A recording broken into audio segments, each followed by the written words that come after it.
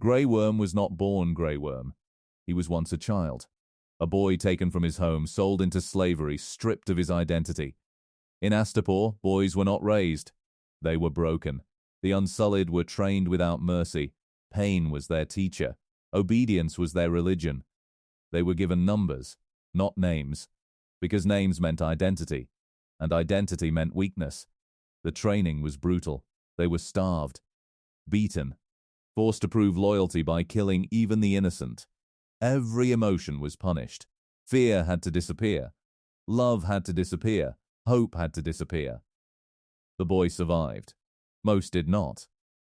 And one day he was given a name. Grey Worm. A name meant to humiliate. But he accepted it. Because in a world where everything was taken, even a cruel name was something to hold on to. Grey Worm became one of the finest Unsullied. Silent, precise, unbreakable. He did not question. He did not hesitate. Orders were law. He was trained to believe freedom is chaos, choice is weakness, emotion is death. And then she arrived. Daenerys Targaryen, the girl with silver hair and dragon eyes. She did something no one expected. She gave them a choice. She told the Unsullied, "You are free." Most of them stayed, including Grey Worm. But this time, he chose to stay. For the first time in his life, he made a decision, not as a slave, but as a man. And that changed everything. Grey Worm became commander of Daenerys' armies. He followed her not out of fear but loyalty. He believed in her vision, a world without chains.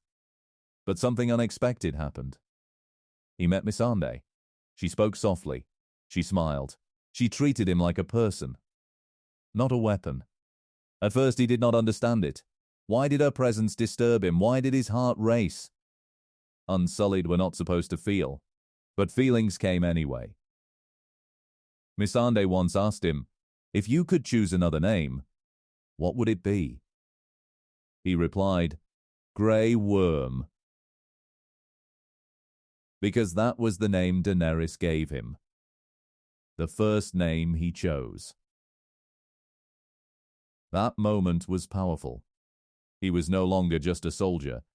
He was a man discovering emotion for the first time. Grey Worm fought in Slaver's Bay, in Meereen, in Westeros. He marched through fire and blood. He watched Daenerys struggle. He watched her enemies multiply. But he never doubted her. When others questioned her decisions, Grey Worm stood firm. Because to him, she was freedom. And then came the moment that changed him forever. Missandei was captured, executed. Her final word, Dracarys. Grey Worm did not cry, but something inside him died.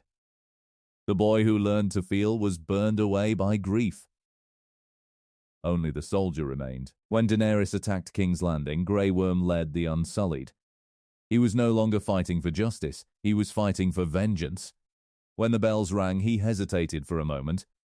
Then he threw his spear. The war did not stop. Fire consumed the city. In that chaos, Grey Worm became what he was trained to be. A weapon, not a man. His grief turned into rage. And rage into destruction. When Daenerys died, Grey Worm lost everything. His queen, his purpose, his love. He imprisoned Jon Snow, demanded justice. But deep down there was nothing left to fight for. The council decided exile instead of execution. Grey Worm was angry. But tired. So tired. He left Westeros. Sailed to Narth, Missandei's homeland. A peaceful place. A place without war. Perhaps to honor her.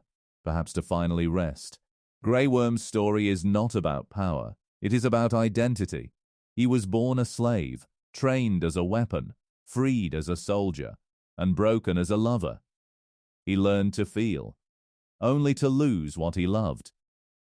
Unlike kings and lords, Grey Worm never wanted a throne. He wanted peace. But peace came too late. He survived everything. And sometimes, survival is the heaviest burden of all. If you enjoy powerful and emotional stories from Game of Thrones, make sure to like the video and subscribe to True Love Stories. More legendary character stories are coming soon. Thank you for watching.